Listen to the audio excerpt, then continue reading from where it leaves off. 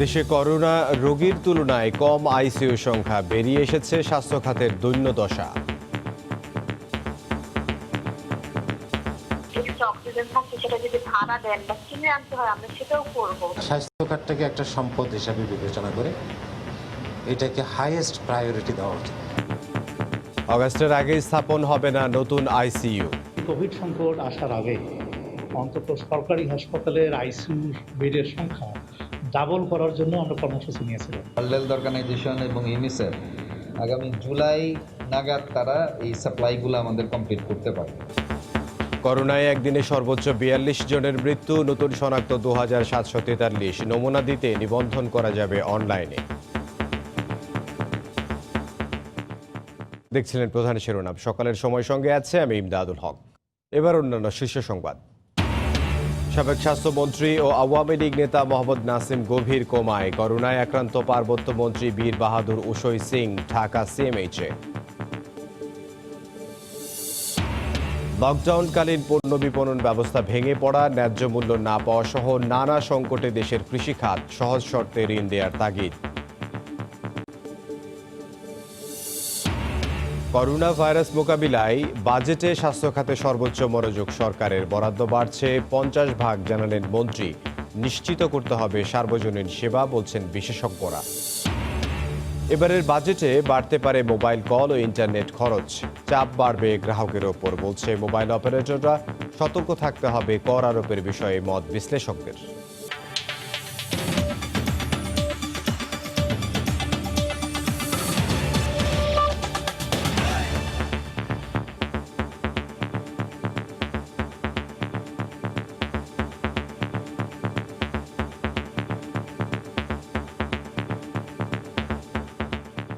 দেশে করোনায় একদিনে সর্বোচ্চ ৪২ জন মারা গেছেন। এ নিয়ে মৃতের সংখ্যা দাঁড়ালো ৮৮৮ জনে। ২৭৪৩ জন নতুন শনাক্ত হওয়ায় আক্রান্তের সংখ্যা ছাড়িয়েছে ৬৫,০০০। সুস্থ হয়েছেন ৫৫০’র বেশি। গতকাল দুপুরে স্বাস্থ্য অধিদপ্তরের নিয়মিত অনলাইন বুলেটিনে জানানো হয়, এখন থেকে স্বাস্থ্য অধিদপ্তরের বুথগুলোতে কোভিড পরীক্ষার নমুনা দেওয়ার আগে অনলাইনে নিবন্ধন করা যাবে। করোনার থাবায় গোটা পৃথিবীর মতো দুর্বিষহ সময় আছে বাংলাদেশ। ৯২তম দিনে জানা গেল গত ২৪ ঘন্টায় এই ভাইরাসে আক্রান্ত হয়ে মারা গেছেন রেকর্ড ৪২ জন। সেদিন প্রায় ১৩,৫০০ নমুনা পরীক্ষা করে ২৭৪৩ জনের দেহে পাওয়া গেছে অদৃশ্য এই ভাইরাস। সেই পরিসংখ্যান বলছে প্রতি ১০০ জনের পরীক্ষা করলে ভাইরাস পাওয়া যাচ্ছে ২০ থেকে ২১ জনের দেহে। গত ২৪ ঘন্টায় মৃত্যুবরণ করেছেন ৪২ জন। ৫২টি পরীক্ষাগারে নমুনা সংগৃহীত হয়েছে ১২,৮৪২টি এবং পরীক্ষা হয়েছে আগের দিনের নমুনা সহ ১৩,১৩৬টি। এ পর্যন্ত নমুনা পরীক্ষা হয়েছে ৩,৯৭,৯৮৭টি। মারা যাওয়া ৪২ জনের মধ্যে পুরুষ ৩৫ জন এবং নারী ৭ জন। মারা যাওয়া ৩৪ জনের বয়সী ৪০-এর ওপরে, বাকি ৮ জনের বয়স ৪০-এর নিচে। স্বাস্থ্য দপ্তরের বুথগুলোতে করোনা টেস্ট করতে কোনো টাকা লাগে না, তাই কোনো ধরনের অর্থ লেনদেন না করতে অনুরোধ করা হয়। স্বাস্থ্য অধিদপ্তর এবং ব্র্যাক কর্তৃক পরিচালিত করোনা নমুনা সংগ্রহ বুথ থেকে সম্পূর্ণ বিনামূল্যে সেবা প্রদান করা হয়। উক্ত বুথসমূহে কোনো ধরনের আর্থিক লেনদেন না করার জন্য সকলকে আহ্বান জানানো হচ্ছে। এখন থেকে অনলাইন রেজিস্ট্রেশনের মাধ্যমে নিবন্ধনকৃত ব্যক্তিদের নিকট থেকে নমুনা সংগ্রহ করা হবে। coronatest.brac.net। বুলেটিনে প্রতিদিনের মতো বলা হয়, সবাই সবকিছু জানেন এবং বোঝেন, তাই জীবন বাঁচাতে নিজের ও নিজের পরিবারের দিকে তাকিয়ে হলেও স্বাস্থ্যবিধিগুলো মানতেই হবে। কোভিড বিষয়ক 33টি। আতিকুর রহমান তমাল, সময় সংবাদ, ঢাকা। করোনা চিকিৎসার জন্য বরাদ্দ ৩৯৯টি আইসিইউ থাকলেও ক্রমবর্ধমান রোগীর চাপে তা নগণ্য। অথচ বিভিন্ন হাসপাতালে সবকিছু ঠিকঠাক হয়েও চালুর অপেক্ষায় আছে প্রায় ৪০টি আইসিইউ। আর সরকারি বেসরকারি হাসপাতাল মিলে প্রায় ১৮ কোটি মানুষের এই দেশে আইসিইউ এর সংখ্যা মাত্র ১,০০০। বিশেষজ্ঞরা বলছেন, করোনাকালে আইসিইউ নিয়ে টানা হ্যাচড়ায় বেরিয়ে এসেছে দেশের স্বাস্থ্য খাতের এই দৈন্যদশা। করোনা প্রভাবে নতুন যে কয়েকটি আইসিইউ স্থাপনের পরিকল্পনা পাশ হয়েছে, তাও আগস্টের আগে বাস্তবায়ন সম্ভব নয়, বলছে স্বাস্থ্য অধিদপ্তর। আমরা নেওয়ার চেষ্টা করেছিলাম যে কেউ যদি মানে কোনো হসপিটালে যদি আইসিইউ খালি নেই, যদি এক্সট্রা অক্সিজেন থাকে সেটা যদি ভাড়া দেন বা কিনে আনতে হয় আমরা সেটাও করবো। আসলে ওনার মৃত্যুটা এইভাবে ছিল, তো এই জন্য হয়তো চেষ্টা করে হচ্ছে আমরা পারিনি। করোনাকালে এসে স্বজন হারানো এমন বেদনার গল্প জমেছে দেশের বিভিন্ন প্রান্ত থেকে। আইসিইউর একটি শয্যার জন্য হাহাকার, এদিক ওদিক দিশেহারা অ্যাম্বুলেন্সেই প্রাণ হারিয়েছেন অনেক রোগী। স্বাস্থ্য অধিদপ্তরের তথ্য মতে কোভিড মোকাবিলায় সরকারি বেসরকারি হাসপাতালে মোট বরাদ্দকৃত আইসিইউর সংখ্যা ৩৯৯টি। এর মধ্যে ঢাকায় ২৫৬টি আর বাকি ১৪৪টি অন্য জেলায়। প্রতিদিন যে হারে রোগী বাড়ছে তাতে প্রয়োজনীয় আইসিইউ পেতে অপেক্ষা করতে হয় সুস্থ কিংবা মৃত্যুজনিত কারণে সিট খালি হওয়া সাপেক্ষে।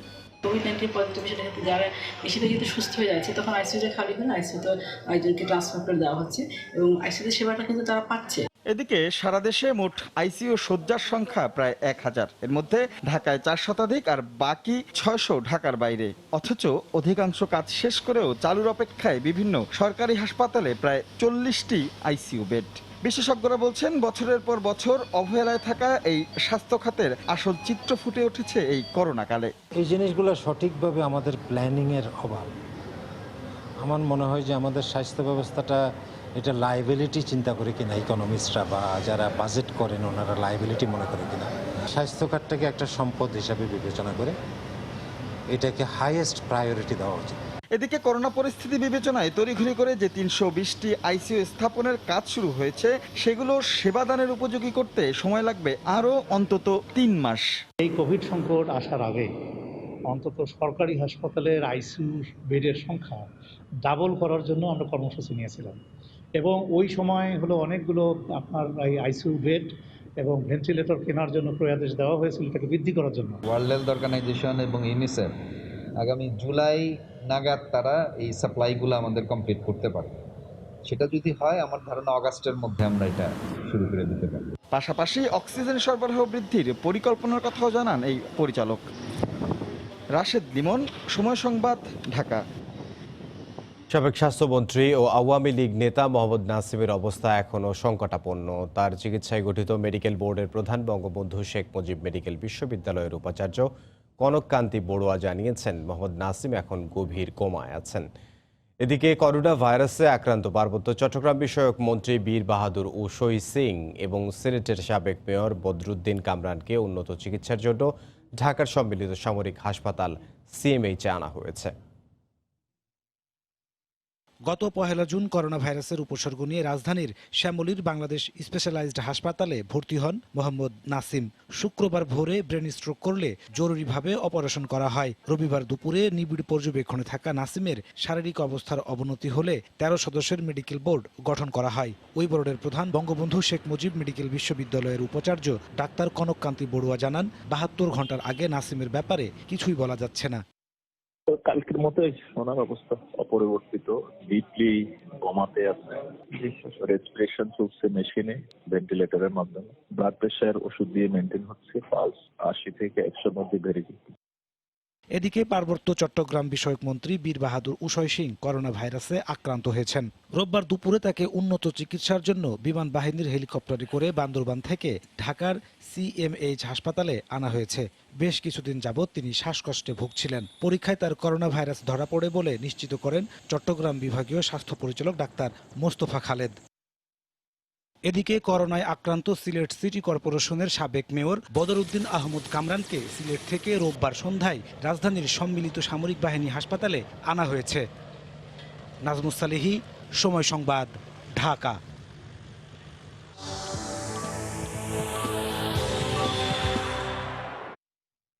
করোনা ভাইরাস মোকাবিলায় এবারের বাজেটে স্বাস্থ্য খাতে সর্বোচ্চ মনোযোগ দিচ্ছে সরকার। পরিকল্পনা মন্ত্রী জানান গতবারের তুলনায় ৫০ ভাগ বেশি বরাদ্দ থাকবে এবারের বাজেটে। তবে বিশেষজ্ঞরা মনে করছেন বরাবরের মতোই অবহেলিত এ খাতে শৃঙ্খলা আনা সহজ নয়। দেশের মানুষের সুরক্ষা নিশ্চিত করতে হলে সার্বজনীন করতে হবে সেবা। এহসান জুয়েলের রিপোর্ট। হাসপাতাল থেকে হাসপাতালে ছোটাছুটি এখন নিত্যদিনের ভোগান্তি। অনেক বেশি দৃশ্যমান হয়েছে এবার করোনার প্রাদুর্ভাব ছড়িয়ে পড়ার পর। আসছে বাজেটে তাই এই খাতের বরাদ্দ নিয়ে চলছে আলোচনা। বিগত বছরগুলোতে জিডিপির 1% কম খরচ হয় স্বাস্থ্য খাতে। এশীয় ও প্রশান্ত মহাসাগরীয় অঞ্চলের 48টি দেশের মধ্যে বাংলাদেশে বরাদ্দ থাকে সবচেয়ে কম। তবে এইবার করোনার কারণে বেশ গুরুত্ব পাচ্ছে স্বাস্থ্য খাত। বরাদ্দ বাড়ানোর পাশাপাশি বাজেট পাশের পরও নতুন করে পরিকল্পনা গ্রহণের সুযোগ থাকছে। মনোযোগও বেড়েছে, বরাদ্দ বেড়েছে। সরকার প্রধান রিপিটেডলি বলেছেন যে এই খাত এবং কৃষি খাত এইগুলাকে তিনি উচ্চ অগ্রাধিকার দিবেন এবং এরা যদি আরো প্রকল্প বাজেট পাশ হওয়ার পরও যদি নিয়ে আসে আমরা রেডি আছি। স্বাস্থ্য খাতে গত বছর ছিল 2টা মিলে 9,000 কোটির মতো, এবার আমরা 2টা মিলে ধরেছি প্রায় 13,000 কোটি, 50%-এর মতো বেড়েছে এক বছরে। চলতি বছরের সংশোধিত এডিপিতে স্বাস্থ্য খাতের 67টি প্রকল্পের মধ্যে 48টি অবকাঠামো নির্মাণ বিষয়ে, তাই সেবার চেয়ে দুর্নীতির সুযোগ বেশি। বিশেষজ্ঞরা মনে করছেন রাতারাতি সংস্কার না হলেও সার্বজনীন সেবা নিশ্চিত করতে হলে সরকারের পরিকল্পনায় আনতে হবে পরিবর্তন। আগামী অর্থবছরটিও আমাদের করোনা সংক্রান্ত স্বাস্থ্য ঝুঁকির বিষয়গুলোই স্বাস্থ্য খাতের মূল লক্ষণীয় বিষয়ের ভিতরে থাকা দরকার। করোনা আমাদেরকে দেখিয়ে দিয়েছে যে আমাদের স্বাস্থ্য খাত কতটা ভঙ্গুর। এই শিক্ষাটা আমরা এখান থেকে নিচ্ছি, সেটা মাধ্যমে যদি আমরা সামনে স্বাস্থ্য খাতকে সংস্কার করতে পারি তাহলে কিন্তু এখান থেকে আমাদের বড় একটা উপকার হবে। চলতি অর্থ বছরে সরকারের অন্যান্য খাতগুলোর বিবেচনায় স্বাস্থ্য খাতে বরাদ্দের অবস্থান 11তম। হিসান জুয়েল, সময় সংবাদ, ঢাকা। সকালের সময় আরও থাকছে। 8,000-এর বেশি নিলামযোগ্য কন্টেইনার নিয়ে বেকায়দায় চট্টগ্রাম বন্দর কর্তৃপক্ষ। বছরের পর বছর পড়ে আছে ইয়ার্ডে, দ্রুত নিলামে তুলতে কাস্টমস হাউসকে চিঠি।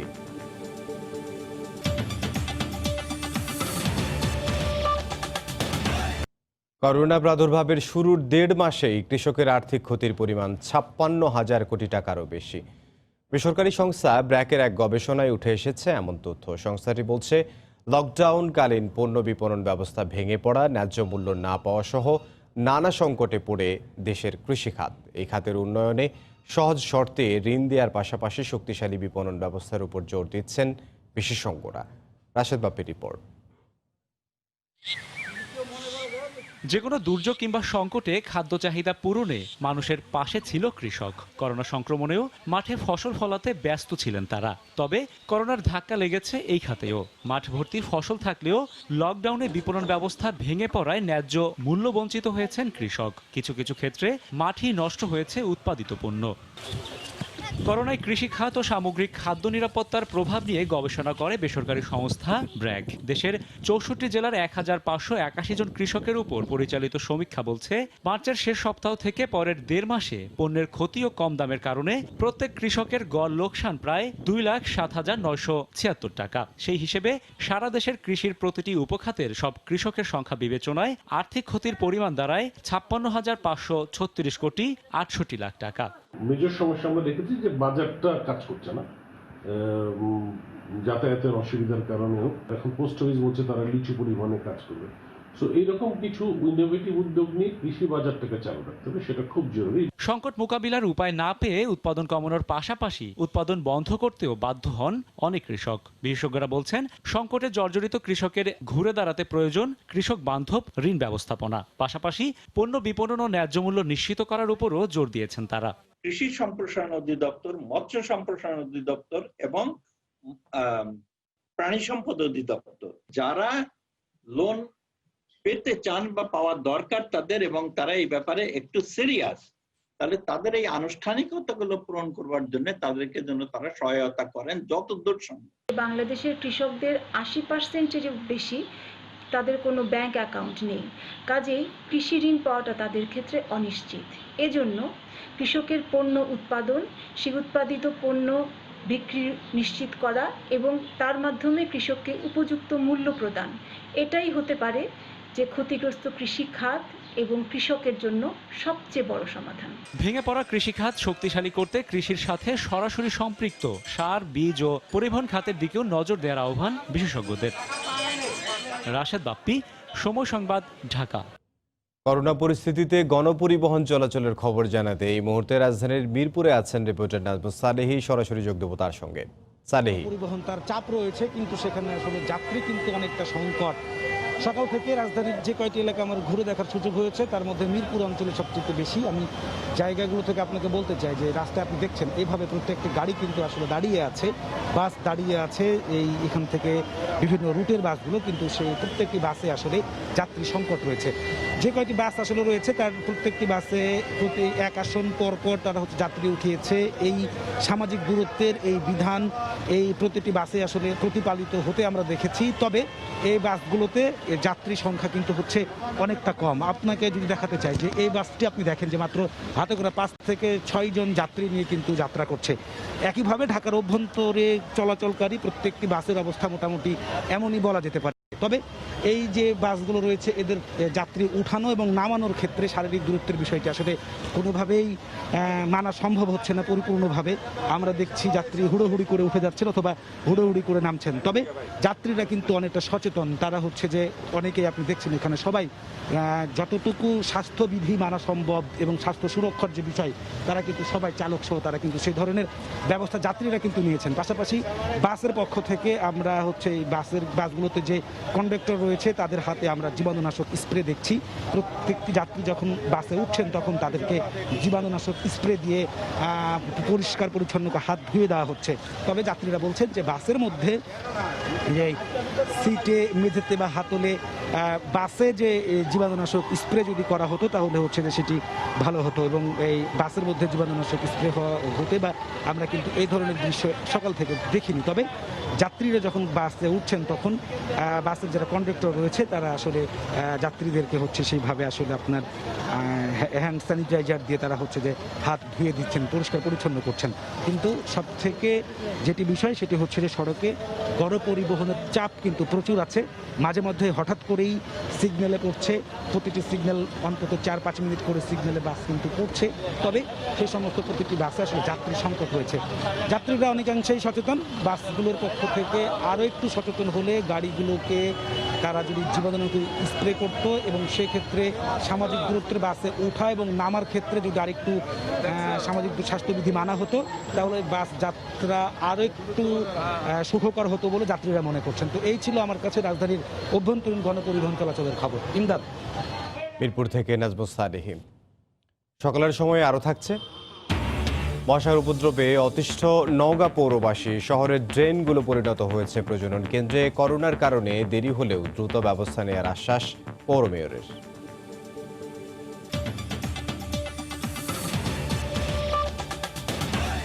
করোনা সংকটে যখন ইন্টারনেটের মাধ্যমে জরুরি টেলিমেডিসিন সেবা, কেনাকাটা বা দাপ্তরিক কাজ চলছে, তখন আসছে বাজেটে অতিরিক্ত 5% শুল্ক বসানোর উদ্যোগ নিয়েছে সরকার। রাজস্ব আয় বাড়াতে শুল্ক বসানোই এবারের বাজেটে বাড়তে পারে মোবাইলে কথা বলা ও ইন্টারনেট খরচ। মোবাইল অপারেটররা বলছেন বাড়তি কর আরোপ করা হলে তা সাধারণ গ্রাহককেই পরিশোধ করতে হবে। কর আরোপের বিষয়ে ভেবেচিন্তে সিদ্ধান্ত নেওয়ার পরামর্শ অর্থনীতি বিশ্লেষকদের।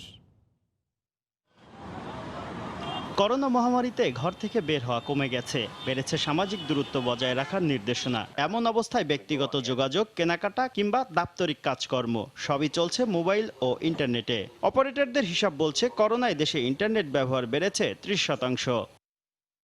এবার খড়গ নামছে এই দূর আলাপনেও। বাজেটে টেলিকম খাত তেমন ক্ষতিগ্রস্ত না হওয়ায় এখান থেকে বাড়তি রাজস্ব আদায়ের উদ্যোগ নিয়েছে সরকার। আসছে বাজেটে কল রেটে বিদ্যমান সম্পূরক শুল্ক 10% থেকে বাড়িয়ে করা হতে পারে 15%। মোবাইল অপারেটর কোম্পানিগুলো বলছে অতিরিক্ত শুল্কের বোঝা বইতে হবে ব্যবহারকারীদেরই। গ্রাহকের প্রতি 100 টাকা ব্যয়ের 53 টাকা কিন্তু নানা কর হিসেবে সরকারি কোষাগারে জমা হয়।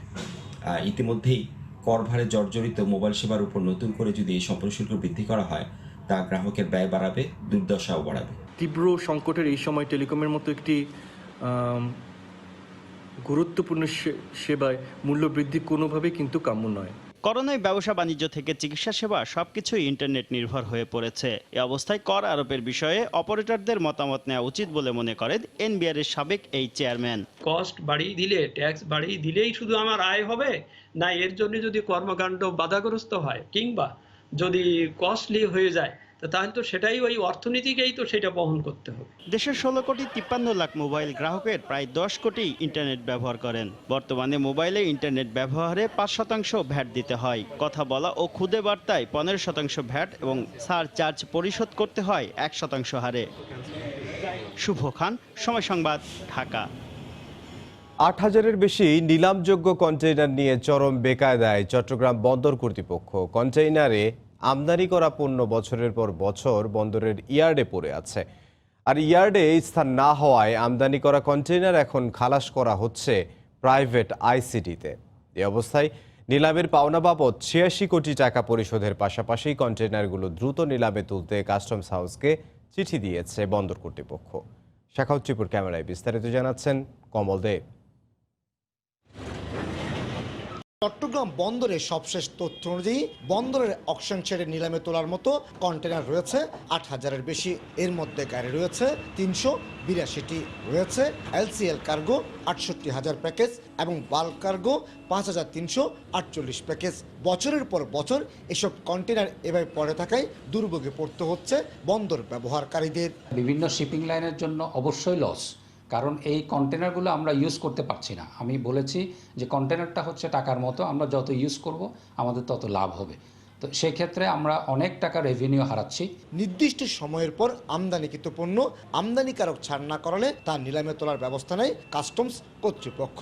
তার আগে কন্টেনারগুলোর অবস্থান জানিয়ে বন্দরের পক্ষ থেকে চিঠি দেওয়া হয়, কিন্তু বারবার চিঠি দেওয়ার পরও নিলামে তোলা হচ্ছে না বলে অভিযোগ উঠেছে। এটা পর্যায়ক্রমে নিলাম হয়, তবে আমরা সবসময়ই কাস্টমসকে আহ্বান জানাই যেন এই নিলাম প্রক্রিয়াটা খুব দ্রুত করা হয়। চট্টগ্রাম বন্দর কর্তৃপক্ষের অভ্যন্তরে আমাদের কন্টেনার রাখার জায়গা যেন বাড়ে। আটকে থাকা এসব কন্টেনারের মধ্যে নিত্য প্রয়োজনীয় জিনিসের পরিমাণ তুলনামূলক বেশি। তাই করোনা ভাইরাসের এই দুঃসময়ে পণ্যগুলো সাধারণ মানুষের মধ্যে সহায়তা হিসেবে দেওয়ার কথা বলছেন এই ব্যবসায়ী নেতা।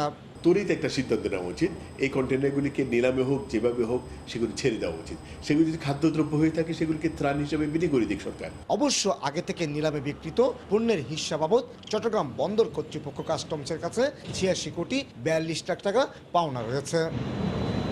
রেফার কন্টেনার হিসেবে পরিচিত বিশেষ এই কন্টেনার দিয়ে বিদেশ থেকে নিয়ে আসা হয় ফলসহ বিভিন্ন খাদ্যদ্রব্য। বাজারে কৃত্রিম সংকট সৃষ্টি করে বাড়ানো হয়েছে ফলের দাম, অথচ ফলবাহী এ ধরনের শত শত রেফার কন্টেনার পড়ে আছে বন্দরের ইয়ার্ডে।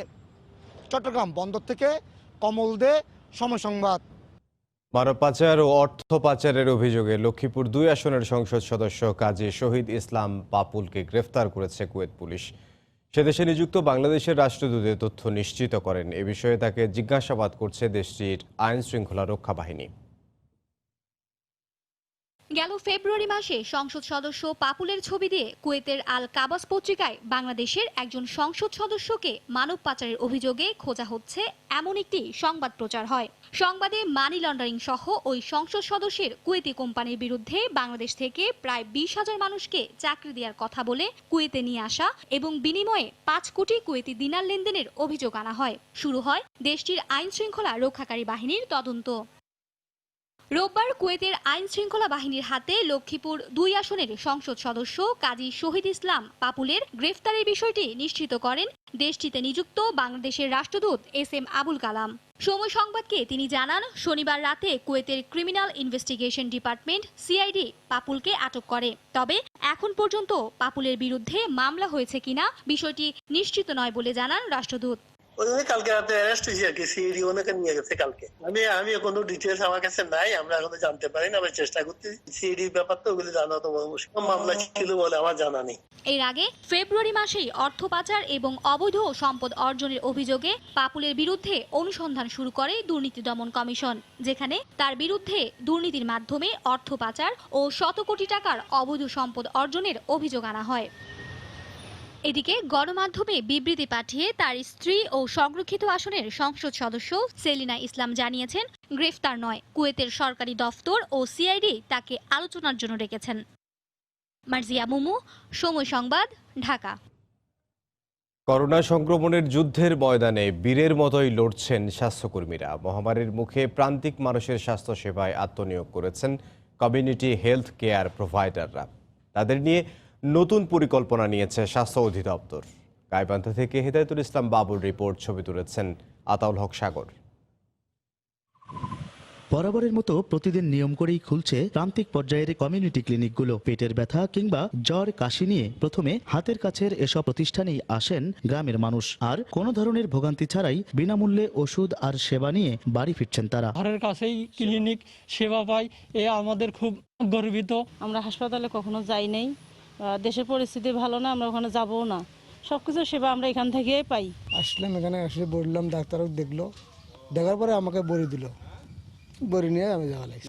সরকারি বেসরকারি অন্যান্য প্রতিষ্ঠানের মতো করোনার অজুহাত খাড়া করে মানুষকে সেবা বঞ্চিত করতে রাজি নন সিএইচসিপিরা। নিজেদের সুরক্ষায় সামান্য চাওয়াটুকু পূরণ হলে করোনা যুদ্ধে সামনের সারিতেই থাকতে চান তারা। করোনা মুহূর্তে আমরা যথেষ্ট চেষ্টা করতেছি মানুষের পাশে থাকার জন্য, আর যে সমস্যা নিয়ে আসতেছে চেষ্টা করতেছি সেবা দেওয়ার জন্য। আমাদের একটু ভালো মানের উন্নত মানের পিপিই এবং মাস্ক দিলে আমরা খুব ভালো হতো আমাদের। করোনা মোকাবিলায় স্বাস্থ্য সেবার পাশাপাশি কমিউনিটি ক্লিনিকের কর্মীদের তথ্য সংগ্রহের কাজে লাগানোর পরামর্শ চিকিৎসকদের। তবে ইতিমধ্যে ডিজিটাল সার্ভিলেন্স চালুর উদ্যোগ নিয়েছে স্বাস্থ্য অধিদপ্তর। কেউ বিদেশ থেকে আসলো কিনা, বা আমাদের দেশের ঢাকা, নারায়ণগঞ্জ, চিটাগাং থেকে আসলো কিনা, এই খোঁজ খবরগুলো নেওয়া, অথবা কোনো বাড়িতে কোনো জ্বরের রোগী আছে কিনা, সর্দি কাশি শ্বাসকষ্টের রোগী আছে কিনা, এই তথ্যগুলো কালেক্ট করে উপজেলা লেভেলের প্রশাসনকে যদি এভাবে তারা সাহায্য করে, করোনা প্রতিরোধ করার জন্য যে সরকারের যে প্ল্যান, এটা খুবই সাকসেসফুল হবে। সারা দেশে 13,500-এরও বেশি কমিউনিটি ক্লিনিক রয়েছে। এক একটি ক্লিনিক থেকে প্রতিদিন গড়ে 35 থেকে 40 জন মানুষ স্বাস্থ্য সেবা নেন। হেদায়েতুল ইসলাম বাবু, সময় সংবাদ, গাইবান্ধা। হঠাৎ মশার উপদ্রবে অতিষ্ঠ নওগাঁ পৌরবাসী। নিষ্কাশনের অভাবে পানি জমে থাকা শহরের ড্রেনগুলো পরিণত হয়েছে মশার প্রজনন কেন্দ্রে। ঘরের বাইরে করোনা ভাইরাস সংক্রমণের ভীতি, আর ঘরের ভেতরে মশার কামড়ে ডেঙ্গু শঙ্কা। সিভিল সার্জন বলছেন, ডেঙ্গু রোধে এখনই মশার লাগাম টানতে পৌরসভাকে তাগিদ দিচ্ছেন তারা। আর করোনার কারণে মশা দমন কিছুটা ব্যাহত হলেও দ্রুত পদক্ষেপ নেওয়ার আশ্বাস পৌর মেয়রের। নওগাঁ থেকে এমআর রকির রিপোর্ট। ভাঙা সড়কের নর্দমায় কোটি মশার এই প্রজনন কেন্দ্র নওগাঁ পৌরসভা ভবনের কয়েকশো গজ দূরের। বছরের পর বছর ধরে পানি নিষ্কাশনে নর্দমাগুলো অর্ধেকের বেশি অকেজো হয়ে আছে। এতে নর্দমার অনেক স্থানে পানি জমে দুর্গন্ধের পাশাপাশি রূপ নিয়েছে মশা উৎপাদন কেন্দ্রে। পৌরসভা থেকে এখন পর্যন্ত কোনো রকম ভূমিকা আমরা দেখতে পাচ্ছি না। ড্রেনগুলো প্রতি মাসে ঠিকমতো পরিষ্কার করা হয় না। আমরা ডেঙ্গু নিয়ে অনেক আতঙ্কে। এত মশা হয়েছে, থাকায় দায় হয়ে গেছে। এত নোংরা, মশা গিজগিজ করতেছে। সন্ধ্যার আগের থেকেই মশার উৎপাতে থাকা যায় না। খানাখন্দ দুর্বল ড্রেনেজ ব্যবস্থার কারণে মশার উপদ্রবে সবচেয়ে বেশি ভোগান্তিতে চকদেবপাড়া, আরজি নওগাঁ, কালীতলা, সুলতানপুর মহল্লার বাসিন্দারা। অকেজো নর্দমাগুলো সংস্কার আর মশা দমনে পৌর মেয়রকে বারবার তাগিদ দিয়েও কাজ না হওয়ায় ক্ষোভ প্রকাশ করেন বিশিষ্টজনেরা। আর ওয়ার্ড কাউন্সিলররা বলছেন মশা দমনের চেষ্টা করছেন তারা। পৌরসভার যে একটা মাস্টার প্ল্যানে যে ড্রেনেজ, সেই সিস্টেমটা নেই, যেটা রয়েছে সেটা অপরিচ্ছন্ন এবং এটা পরিষ্কার ঠিকমতো হয় না। ফগান মেশিন দিয়ে অনার্গোল আমরা কাজ চালিয়ে যাচ্ছি এবং মেয়র মহোদয় সে আমাদের সঙ্গে মাঠে নেমে কাজ করছে। ভয়াবহ করোনা ভাইরাসের কারণে মশা দমনের গতি কিছুটা মন্তর বলে স্বীকার করে দ্রুত পদক্ষেপ নেওয়ার আশ্বাস পৌর মেয়রের। করোনার পাশাপাশি ডেঙ্গু যাতে আমাদেরকে অ্যাটাক না করতে পারে, সেজন্য 3টা ফগার মেশিন দিয়ে আমি নওগাঁ শহরের প্রত্যেকটা গলিতে গলিতে আমার কার্যক্রম শুরু করেছি। এখনই ডেঙ্গু রোধে মশা দমনে কার্যকর পদক্ষেপ নেওয়ার আহ্বান জানান জেলার শীর্ষ স্বাস্থ্য বিভাগের কর্মকর্তা। প্রত্যেক মিটিংয়ে আমরা মেয়র সাহেবকে আমরা বলি আরো ভালোভাবে কার্যক্রম গ্রহণ করেন, তো উনি কথা দিয়েছে যে উনি ভালোভাবে এবার কার্যক্রম করবে। গেল বছর ডেঙ্গু রোগে জেলায় কেউ মারা না গেলেও 248 জন এ রোগে আক্রান্ত হন। এমআর রকি, সময় সংবাদ, নওগাঁ।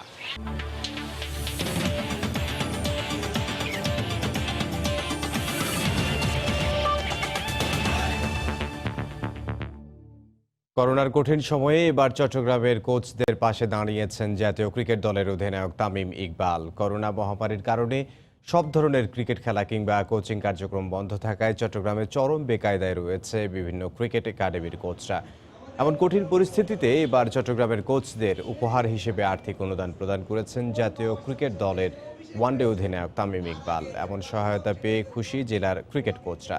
দেশের ক্রান্তিকালে তামিমের মতো চট্টগ্রামের শিল্প মালিকরাও এগিয়ে আসবে বলে আশাবাদ চট্টগ্রাম ক্রিকেট অ্যাসোসিয়েশনের। এদিকে তামিমের এমন মানবিক উদ্যোগ চট্টগ্রামের ক্রীড়াঙ্গনে দৃষ্টান্ত হয়ে থাকবে বলে মনে করেন জাতীয় দলের সাবেক ক্রিকেটার ও তামিমের বড় ভাই নাফিস ইকবাল।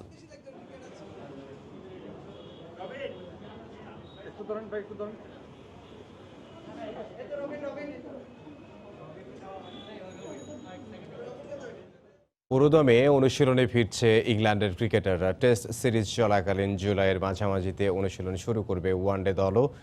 কড়া স্বাস্থ্যবিধি মেনে এইজ বলে ৮ জুলাই শুরু হচ্ছে ইংল্যান্ড ওয়েস্ট ইন্ডিজের মধ্যকার সিরিজের প্রথম টেস্ট। দর্শকবিহীন গ্যালারিতে হবে ম্যাচটি। ম্যাচ চলাকালীন খেলোয়াড়, কর্মকর্তা এবং গণমাধ্যম কর্মীকে একই হোটেলে অবস্থান করতে হবে। এই সময়ের মধ্যে মাঠ এবং হোটেল ছাড়া অন্য কোথাও যেতে পারবেন না কেউই। সকালের সময়ের শীর্ষ সংবাদ জানিয়ে দিচ্ছে আরেকবার। দেশে করোনা রোগীর তুলনায় কম আইসিইউ সংখ্যা, বেরিয়ে আসছে স্বাস্থ্য খাতের দৈন্যদশা, বলছেন বিশেষজ্ঞরা। অগাস্টের আগে স্থাপন হবে না নতুন আইসিইউ, জানালো স্বাস্থ্য অধিদপ্তর। করোনা ভাইরাস মোকাবিলায় বাজেটে স্বাস্থ্য খাতে সর্বোচ্চ মনোযোগ সরকারের। বরাদ্দ বাড়ছে 50%, জানালেন মন্ত্রী। নিশ্চিত করতে হবে সার্বজনীন সেবা, বলছেন বিশেষজ্ঞরা। লকডাউনকালীন পণ্য বিপণন ব্যবস্থা ভেঙে পড়া, ন্যায্য মূল্য না পাওয়া সহ নানা সংকটে দেশের কৃষিখাত। সহজ শর্তে ঋণ দেওয়ার তাগিদ। এবারের বাজেটে বাড়তে পারে মোবাইল কল ও ইন্টারনেট খরচ। চাপ বাড়বে গ্রাহকের ওপর, বলছে মোবাইল অপারেটররা। সতর্ক থাকতে হবে কর আরোপের বিষয়ে, মত বিশ্লেষকদের। এই ছিল সকালের সময়। আপনার মোবাইলের সময় সংবাদ দেখতেও সব খবর পেতে ডাউনলোড করুন সময় অ্যাপ আর সঙ্গে থাকুন সময়ের।